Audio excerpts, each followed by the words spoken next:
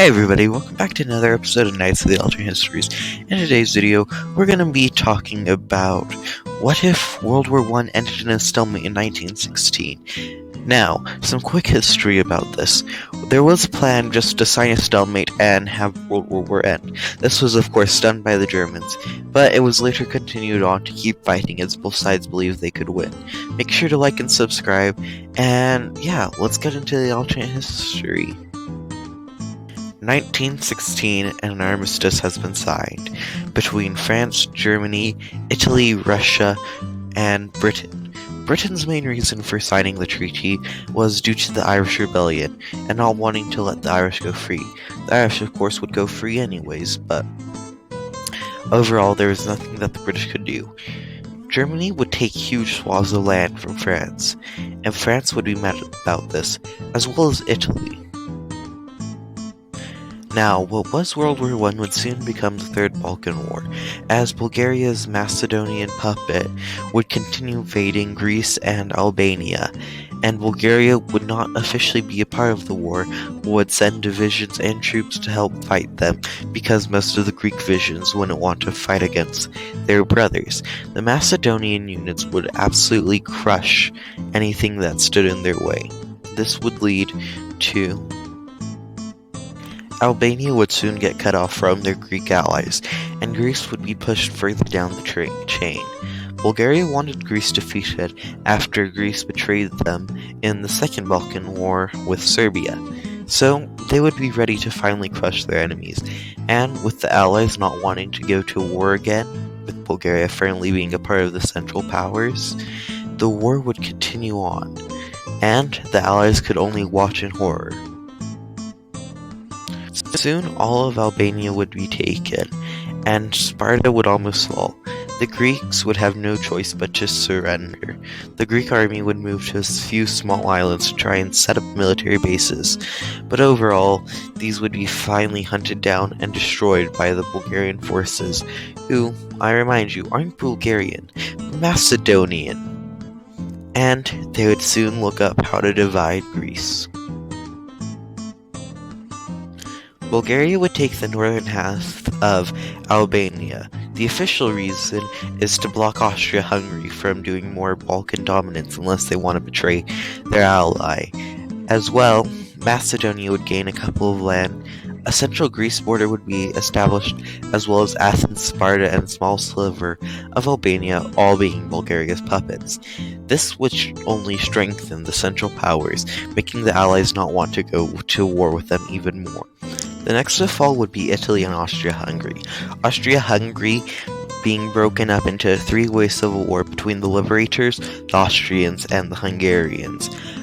A communist coup would take over in the North Italy. Meanwhile, Victor Emmanuel III would regain some control, and Vatican City would expand. Naples would also return, and Italy would be divided for a long time now. The Austrian Civil War would continue, with originally Hungary being the one ganged up upon, and the Austrian Germans looking pretty well for themselves.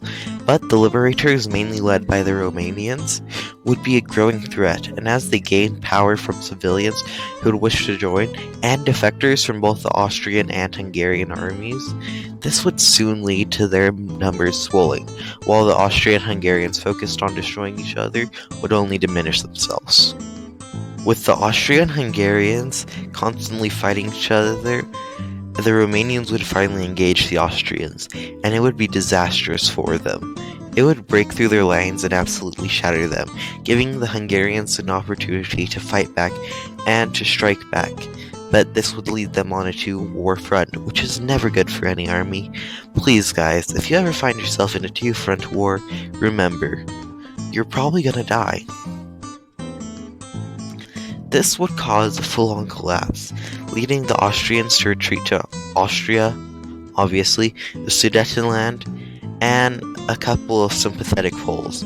Meanwhile, the Hungarians would plan their breakout attempt out of Czechia, and, well, the liberation forces would continue marching on, about to destroy Vienna or Budapest, whichever they could get their hands on first. Soon, the Hungarians would gain Czechoslovakia, but not much else, as the Austrians would quickly capture Budapest, and they would be forced into a really horrible situation, with the liberators coming and about to destroy them. But the Austrians did have a plan. By massing troops on the border, thinking if they can take out the Hungarians, they can soon take out the liberators, they would charge their armies straight through, trying getting rid of all of the Hungarian territory. But it would overall be very ineffective, and the Hungarians would manage to hold them off in the north, but not in the south, where the liberators were at. And soon Austria, having all of its troops in one place, would quickly start to get encircled and destroyed, which would just be horrible for anyone who would be standing in their way. Soon Vienna would fall, and Austria would be left quite alone, and it would not look good for them. And without any troops left due to the horrible fighting and the encirclements they got themselves in, they would just have to flee to Germany. Any German Austrians who wouldn't want to be entrapped would quickly flee to Germany to try and save themselves. But in the end, it wouldn't matter, because Italy would start to invade too, and soon that border would become increasingly smaller and smaller. But now at least the liberators were now attacking the Hungarians as well, and Austria-Hungary was about to get ready to explode.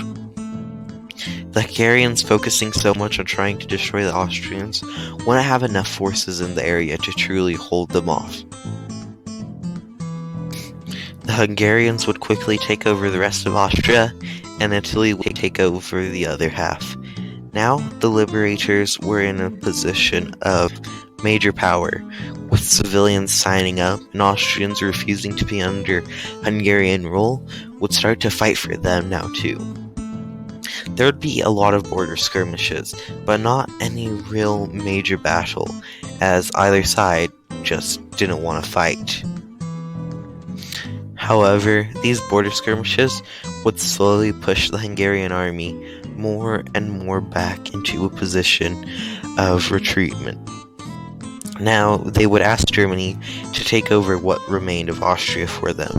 Germany, being happy to accept the territory, would accept this as long as the Sudetenland, and they would start making peace talks with the liberators.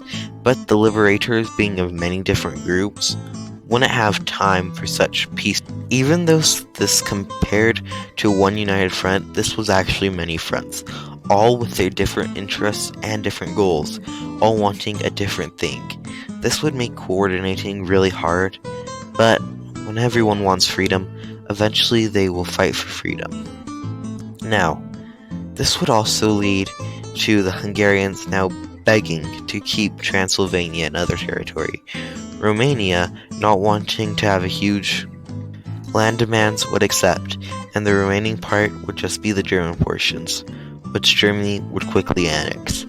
And everyone would wait a while, and the German army would wait for the liberators to attack them, but it wouldn't come. And soon, the entire army would go home, disband, and the delegates would step in to talk a number of peace talks.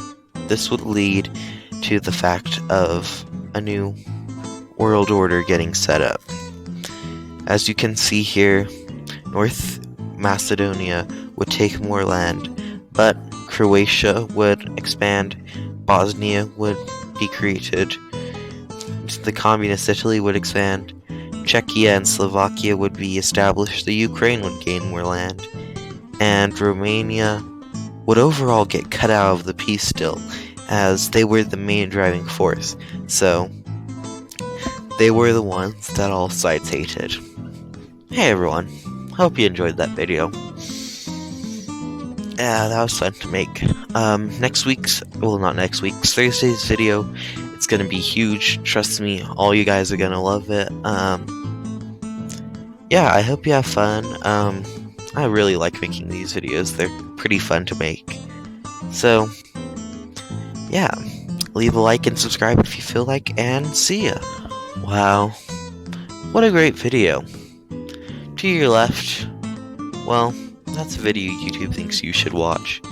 And to your right, that's a video that YouTube also thinks you should watch. I'm just kidding, the left one is the one I think you should watch because it's my most recent content. And you should keep up to date with my content because I'm a pretty epic gamer, okay? Oh, that was